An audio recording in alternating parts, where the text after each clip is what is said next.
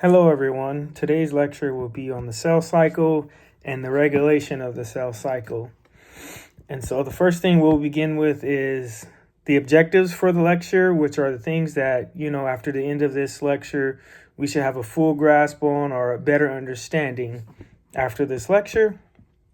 And those objectives are, we want to understand the stages of the cell cycle. We want to identify key regulation mechanisms. We want to explain the significance of the cell cycle. We also want to be relating the cell cycle to everyday life and then applications of the cell cycle. So next, we will be getting into what the cell cycle actually is. And the cell cycle is a series of events leading to cell division, resulting in two daughter cells. And the two key phases of the cell cycle are interphase and the M phase, which we will be going to further details as we continue throughout the lecture. And so next, we will be moving on to the importance of the cell cycle.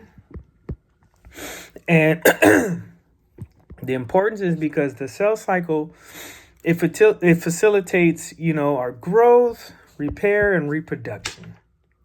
By that, I mean, we start off as these little infants, and then throughout our life, we're growing.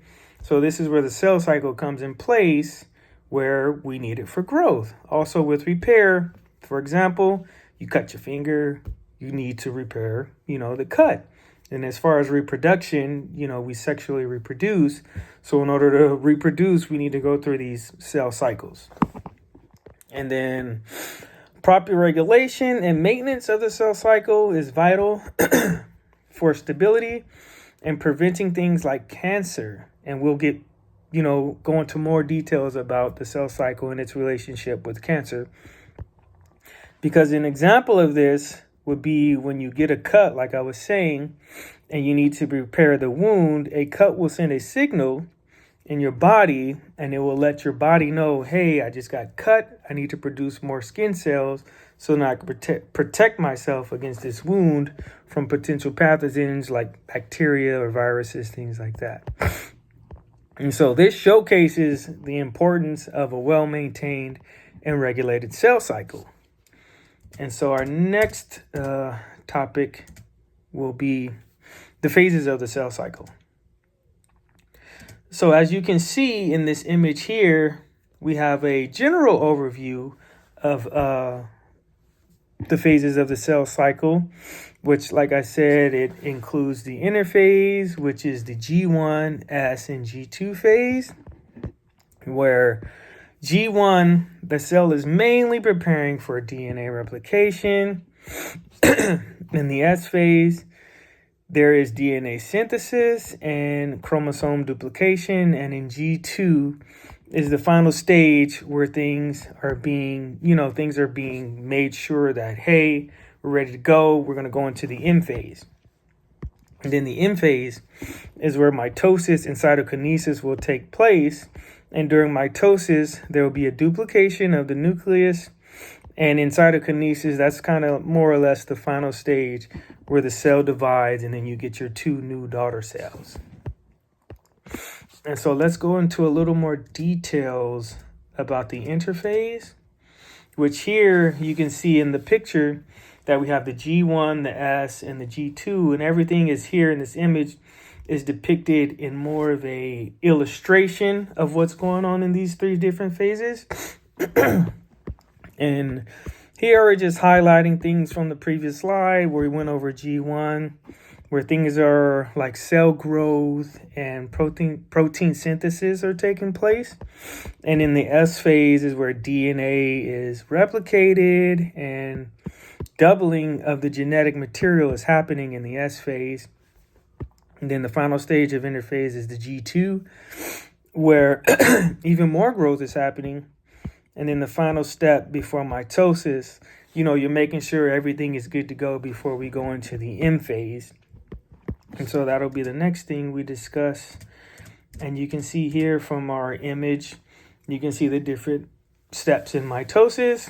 And then it takes you through the different phases and kind of gives you an image, so you have a picture image of actually what's going on in these different phases of mitosis.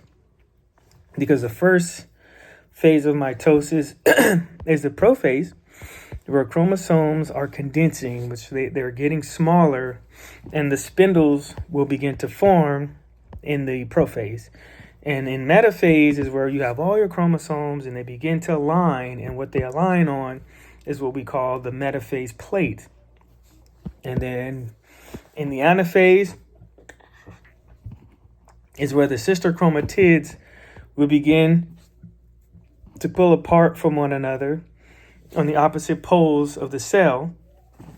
And then in the telophase, the nuclear membrane will begin to reform, and then your chromosomes that were condensing in the first prophase, they will begin to decompress from where they were in the first stages of mitosis. And then the next thing is the cytokinesis. And here, so in cytokinesis is where you actually have the splitting of the two cells. And so now you will have two completely separate daughter cells. And as depicted in this image here, cytokinesis is a little bit different in plant cells versus animal cells. And so the difference is that animal cells, there will be a cleavage furrow, and in plant cells, there will be a cell plate that forms. And that is where the two cells will have their separation point from. And then they will become the two new different daughter cells. And so next, we will get into the regulation of the cell cycle. But before I begin discussing the regulation of the cell cycle, I want to ask you guys, do we have any questions? Is anybody struggling? Are we understanding, the information that has been presented to us? No? Okay, so let's keep going, and then we'll discuss the regulation of the cell cycle. Excuse me, sorry. During the cell cycle, there are regulations set in place to make sure that things are going the way that they should be going. And these are the G1 checkpoint, the G2 checkpoint, and the M checkpoint. In the G1 checkpoint, this is where we check for DNA damage, making sure the cell is the proper size, it's not any irregularities or anything going on that's weird. And making sure we have proper nutrition to even, be able to continue and grow a whole new cell. These are the checkpoints that are happening in the G1 checkpoint, and then we move on to the G2 checkpoint, which ensures that DNA replication is complete and free of any errors. You obviously want a complete copy of your DNA because you want it to be functioning properly, and you want to make sure it doesn't have any errors, because our DNA is our blueprint to us. And so if we have an error in our blueprint, then something along the lines may not go right. So this is where we're checking, making sure the DNA is complete, making sure there's no errors, and then we can move on to the M checkpoint, which is where we ensure that the chromosomes are aligned properly. And so we want to make sure everything is in line, everything's checked before we move on, because again, this whole process, we're going to make a whole brand new cell. We don't want any errors or anything weird going on with that new cell. So I have a question for you guys. Why do you all think it is important to have these checkpoints in place? This is something we should be thinking about, as we're continuing on in the lecture, because you can think of these checkpoints as, let me make sure things are going good before I move on, and then find out later down the road that, I shouldn't have even started, or I shouldn't have moved on from this step because this was wrong before I even moved on.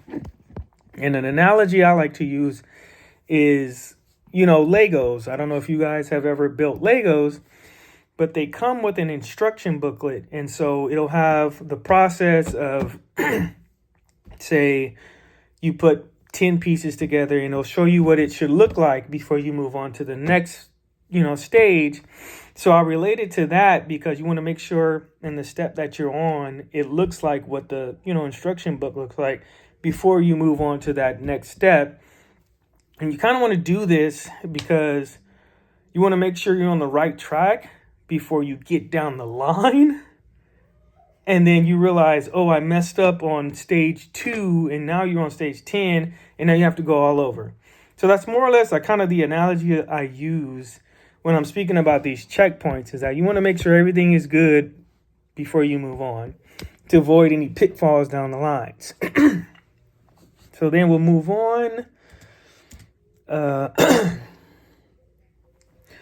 So something else that's involved, and you can see from the picture here to give you kind of, again, another image of this information to help you if that's your style of learning, is cyclins and cyclin-dependent kinases. Cyclins are a type of protein, and throughout the cell cycle will be in different concentrations throughout the whole process. And so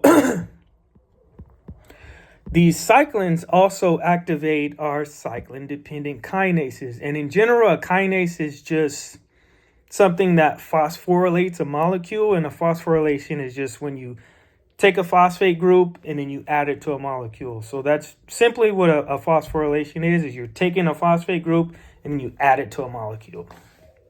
And so that's what our cyclin-dependent kinases do.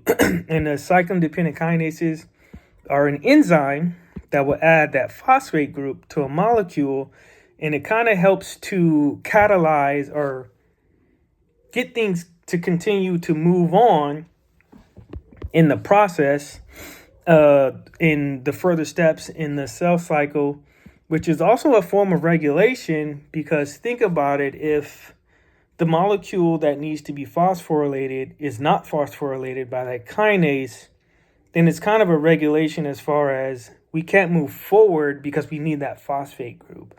And if we don't have that phosphate group, we can't move along in the cycle. And so that is why these, this is another form of regulation, you could call it, in our cell cycle, is that, again, if we don't have that properly placed phosphate group from that kinase, then again, we won't move forward in the process. And then, so next we move on to some of our key regulators that we know of in our cell cycle.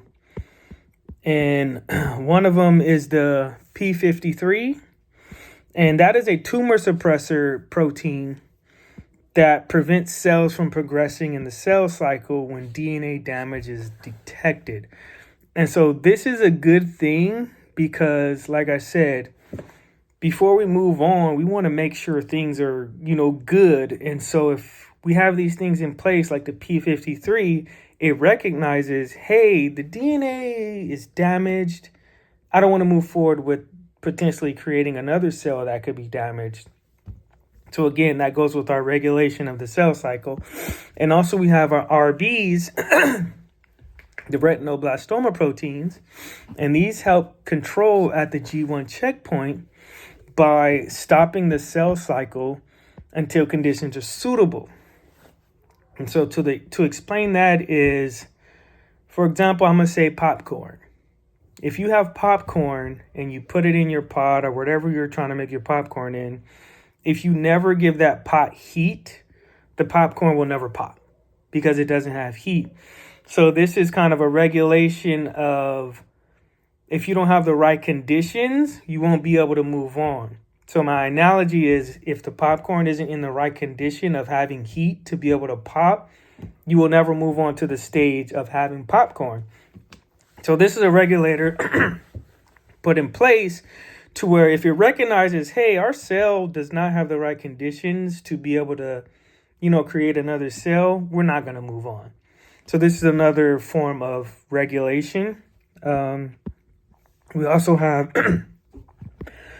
checkpoint kinases like CHK1 and CHK2, which are activated in response to detected DNA damage and will also stop the cell cycle. So again, here you can see a trend of there's a lot of regulations or checks and balances in place for us before we even move on in our cell cycles, which is a great thing because you want to have that regulation. Because again, you don't want to potentially lead to maybe a damaged cell or a cell that isn't functioning properly because something in the beginning was not checked. So this is actually in place to help us. This is a way of regulating to make sure when cells are produced or duplicated, they have the highest potential or likelihood of being a functioning cell, which is what we need to have. And so with that being said, what do you all think could happen if these regulations were not in place and cell reproduction was out of hand? Again, let's keep this in mind as we continue, because an out of control cell cycle will eventually result in cancer development because cancer is an out of control cell division. And have you guys ever heard of oncology? This is where if you're diagnosed with cancer, your primary doctor usually will refer you to an oncologist because an oncologist is a specialist in cancer. And this is the field of cancer where we do have oncogenes, which are mutated genes that promote excessive cell division or an out of control cell cycle. So let me go to a little more detail with that. If we have these mutated genes that cannot control growth, then as cancer is, we'll have an out of control growth, and that's where you get your tumors, things like that.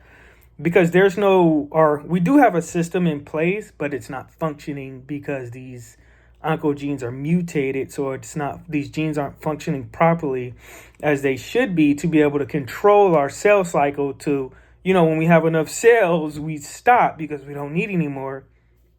That's not in place with this. With this, there's nothing in line to tell the cells to stop dividing, and that's where you get your tumors. And so in addition to oncogenes, we also have tumor suppressor genes, which are beneficial because these are genes that inhibit the cell division where it is not needed. So you want your tumor suppressor genes functioning because these are the genes that will tell the cell, hey, we have enough. We do not need to continue growing or duplicating and making more cells. We're good where we're at, unless something like a cut or burn, something like that happens, where you do need to start regenerating more cells or you need to have cells dividing. And so next, we'll move on to the applications of the cells, applications to everyday life, so you can relate it to your everyday life. Because by now, we should be able to see the importance of having a properly functioning cell cycle. Things like regenerative medicine, you would need to have an understanding of the cell cycles because, say, for example, like the example I've been using is a cut or a burn. If you want to treat these patients that have these things, get a cut on their hand or, a burn, we need to understand how these cell cycles work, and so that we can help the body to heal itself. So we could come up with potential medicines that would promote faster cell growth to where wounds can heal faster. And the same goes for cancer therapies, as far as you want to do the exact opposite, as far as you want to suppress, the cell growth. So if we can come up with medicines that, affect the mechanism in which the cell growth or the cell cycle happens, we could tell the cells, hey, stop growing. We don't need you to grow anymore, to suppress this out of control cell growth, which is the cancer. And then we can also, we need to make sure that the cell cycle, because of this, is tightly regulated and we have a properly functioning, cell cycle. And so you can see here in the image where we have a cycle of a normal cell and the cycle of a cancerous cell. And you can see yourself in the image the different, differences in how these cells are functioning or how they're being made, because, they're different cell types, because one is controlled regulation on the cell cycle and the other has no control in the regulation of the cell cycle. And so the last thing we'll discuss is, here's a list of resources for supplemental learning. If you need any extra tools like videos, interactive activities, here's a list of a few things that will be able to help you. And as always, you can reach out to me via email. If you have any questions, I'm more than willing to help you guys. And so that is it for today. And thank you all for coming to my lecture. Have a good day.